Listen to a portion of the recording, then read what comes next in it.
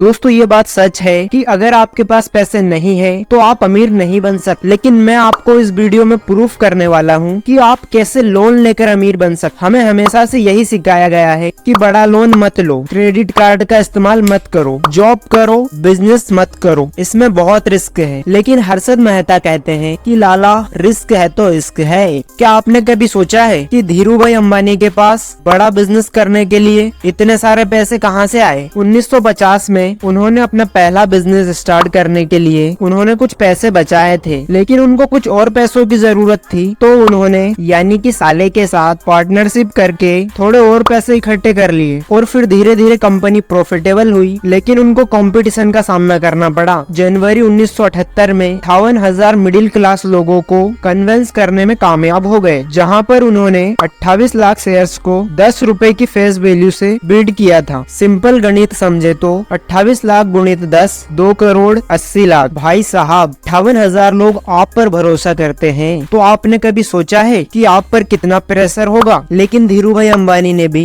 कच्ची गोटियां नहीं खेली। 2 करोड़ 80 लाख को 75,000 करोड़ बनाकर अपनी फैमिली और इंडिया की और भी फैमिलीज को जबरदस्त रिटर्न ऑन इन्वेस्टमेंट प्रोवाइड किया था। है ना बंदा पक्का खिलाड़ी। अब यहाँ पर एक सवाल आता है कि कैसे एक ऑर्डिनरी बच्चा जिसने स्कूल ड्रॉप आउट किया था उसने रिलायंस इंडस्ट्रीज जैसा बड़ा एम्पायर खड़ा कर दिया। लेकिन इससे पहले आपका ये जानना बहुत जरूरी है कि क्यों अमीर और अमीर होते जा रहे हैं और गरीब और गरीब होते जा रहे हैं। क्यों 80% पैसा सिर्फ 20% लोगों के पास ही है। क्यों अमीर लोग बिना काम किए अमीर होते जा रहे हैं और अपनी लाइफ को भी एंजॉय कर रहे हैं, और क्यों गरीब लोग इतना फोकस होके पूरा दिन काम करके गधा मजदूरी करके पैसा बचा करके इतनी कंजूसी करने के बावजूद एक एवरेज लाइफ ही जी पाते हैं। कौन सी बातें हैं जो हमें नहीं पता है, जिसके कारण हमें मेहनत करना पड़ती है? तो इसका आंसर दोस्तों रॉबर्ट कियोसाकी ने अपनी book why the rich are getting richer और rich dad poor dad clearly बताया है, जिसको अच्छे से समझ के अगर अप्लाई करो तो आप भी अपनी ड्रीम लाइफ जी सकते हो। रॉबर्ट कियोसाकी के अनुसार एक गरीब और अमीर इंसान में केवल एक चीज का ही फर्क होता है, और वो है एजुकेशन। एजुकेशन का मतलब आपका किताबी ज्ञान नहीं, बल्कि फाइनेंशियल एजुकेशन। अमीरों के पास फाइनेंशियल एजुकेशन बहुत ज्यादा होती है, ये बहुत ज्यादा होशियार होते हैं। ये फॉर्मल एजुकेशन से ज्यादा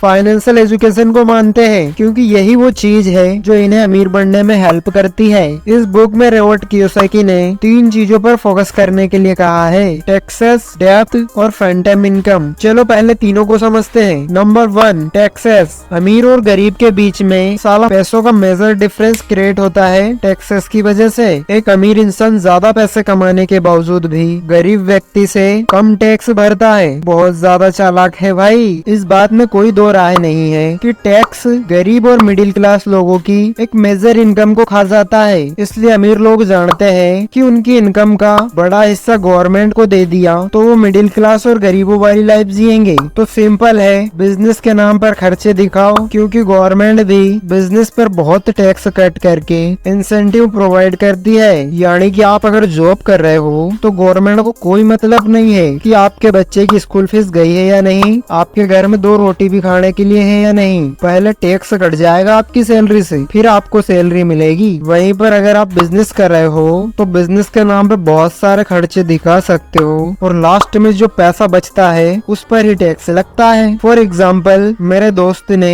बिजनेस के खर्चों पे गाड़ी खरीदी। गवर्नमेंट को चाहिए बिजनेसेस बूस्ट करे और अपनी इकोनॉमी की ग्रोथ हो, इसलिए मेरे दोस्त ने पैसे भी बचा लिए और खुद के लिए गाड़ी भी खरीद ली, पर मिठाई नहीं खिलाई साले ने। मिलना पड़ेगा इससे। अब हो गई ना एक सिचुएशन क्रिएट। दूसरा है डेप्ट। डेप्ट एक ऐसा टूल है जिसका इस्तेमाल करके अमीर और अमीर होते जा रहे हैं। बहुत बेकार लोग हैं भाई, और गरीब होते जा रहा है। बहुत लोग सोचते हैं कि वो बिजनेस करेंगे और पैसे ना होने के कारण वो जॉब करके पैसे जमा तो करते हैं, लेकिन लुगाई शॉपिंग में ही उड़ा देती है पूरे। लेकिन फिर यही लोगों को कार, घर और आईफोन लेने का मन होता है तो ये लोग या तो लोन ले लेते हैं या फिर क्रेडिट कार्ड स्वैप करके लाइबिलिटीज खरीद लेते हैं, वो भी हाई इंटरेस्ट पर। देखा जाए तो फाइनेंस बड़ा ही सिंपल है, बिल्कुल सीधा साधा छोरा है। जो मेरे पॉकेट में पैसा डाले वो एसेट, और जो मेरी पॉकेट से पैसा निकाले वो liability. Mukesh Ambani one of the richest man होने के बावजूद जियो के लिए 12,850 करोड़ का लोन उठाते हैं। क्यों भाई? धंधे के लिए। अब धंधे और डेप्थ में क्या क्या रिलेशन है? तो दोस्तों होता यूँ है कि मिडिल क्लास लोग बैंक में अपने पैसे 4 या 5% के इंटरेस्ट पर रखते हैं और इन्हीं लोगों का पैसा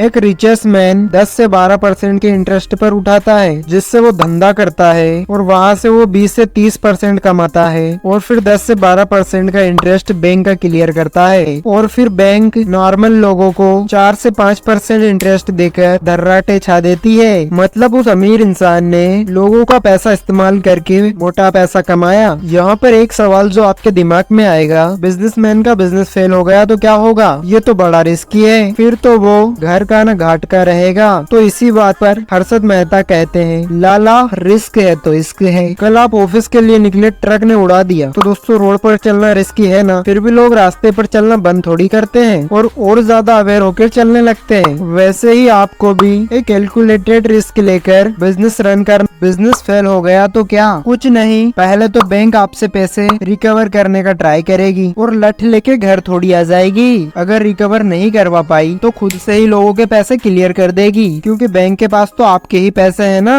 और क्या आपको पता है वो पैसे बैंक को कौन देगा? गवर्नमेंट बैंक को पैसा देगी और रिकैपिटलाइज अनाउंसमेंट करेगी, जहाँ पर पैसे के लिए आपसे और ज्यादा टैक्स लिया जाएगा और आपके ही पैसों से आपकी ही भरपाई होगी। है ना अजीब सी बात। इसलिए रॉबर्ट कियोसाकी कहते हैं, फाइनेंशियल मास्टर को पैसे नहीं चाहिए पैसे बनाने के लिए, सिर्फ लोन चाहिए। Number 3, Phantom income. Phantom income को इनविजिबल इनकम भी कहा जाता है। ऑथर रॉबर्ट कियोसाकी कहते हैं, फैंटम इनकम भूत की तरह है, जो होती तो है पर दिखती नहीं है। इस इनकम को एक ऐसा इंसान ही देख सकता है के पास सही फाइनेंशियल एजुकेशन हो। फॉर एग्जाम्पल, एक नॉर्मल आदमी को एक मकान खरीदना है तो उसका प्राइस 50 लाख रुपए है, तो उसको खरीदने से पहले 20% का डाउन पेमेंट करना होगा और ये डाउन पेमेंट पे करने के लिए वो यूज करेगा अपनी वो इनकम जो टैक्स देने के बाद बची है। वहीं एक अमीर इंसान खुद के पैसों से कभी मकान नहीं खरीदेगा, वो बैंक से पैसे ले लेगा और मकान खरीद लेगा और इस ट्रांजेक्शन में जो टैक्स कॉस्ट बचती है वही उसकी फैंटम इनकम है। ये वो इनकम है जिसके लिए उस अमीर इंसान को कोई काम नहीं करना पड़ा, बस एक चालाकी करनी पड़ी। फैंटम इनकम का यूज करने के लिए आपको दूसरों के पैसे का खुद के फायदे के लिए यूज करना पड़ेगा और यही फैंटम इनकम का यूज करके रॉबर्ट कियोसाकी ने 8000 रेंटल प्रॉपर्टीज का एम्पायर खड़ा कर दिया। बंदा ये भी बहुत उस्ताद था। बात पैसों की नहीं है, बात उन्हें ढंग से मैनेज करने की है। अगर आपके पास बहुत सारा पैसा है और आप उस पैसे को मैनेज करते ही नहीं है, तो आपसे मेरा सवाल है कि आप मुझे बताओ कि आप कल को बर्बाद होगे या फिर आबाद होगे? ऑब्वियसली बात है कि आप बर्बाद हो जाओगे। बट अगर एक बंदा है जिसके पास पैसा बिल्कुल नहीं, बट उसका थोड़ा माइंड बिजनेस या ऐसी कोई सी चीज में है जिससे वो मोटा पैसा कमा सकता है, तो वो बंदा बैंक से लोन लेकर अपने बिजनेस में पैसा लगाकर उस पैसे से अच्छा रिटर्न ले और अपने बिजनेस को ग्रो करके वो बंदा बहुत ज्यादा अमीर बन सकता है। बट दोस्तों उसके लिए आपको चाहिए होगा एक मोटा दिमाग, जिसका इस्तेमाल करके आप अपनी जिंदगी में मोटा पैसा कमा सकते हो। तो दोस्तों आपने इतना वीडियो अगर देख ही लिया है तो आप थोड़ा सा दिमाग लगाइए, आप थोड़ी सी रिसर्च कीजिए और अपॉर्चुनिटीज को खोजिए कि कैसे आप भी, अगर आपके पास पैसे नहीं भी हैं, तब भी आप बैंक से लोन लेकर अपनी जिंदगी में मोटा पैसा कमा सकते हो और लाइफ को फुली एंजॉय कर सकते हो। तो दोस्तों आई होप, मुझे उम्मीद है कि आपको इस वीडियो में पता चल गया होगा कैसे एक इंसान लोन लेकर अमीर बन सकता है। लेकिन दोस्तों बैंक से लोन लेकर पैसे अपनी लुदई को मत पकड़ा देना, नहीं तो वो पूरे पैसे शॉपिंग में उड़ा देगी और आप अमीर कैसे बनोगे। तो दोस्तों मुझे उम्मीद है कि आपको सब कुछ समझ में आ गया होगा। अगर आपको वीडियो पसंद आई है तो वीडियो को लाइक करें और इसी प्रकार से बिजनेस, फाइनेंस और मनी से रिलेटेड वीडियो देखना चाहते हो तो हमारे चैनल को तुरंत सब्सक्राइब करें। तो दोस्तों मिलते हैं नेक्स्ट वीडियो में, जब तक के लिए जय हिंद दोस्तों।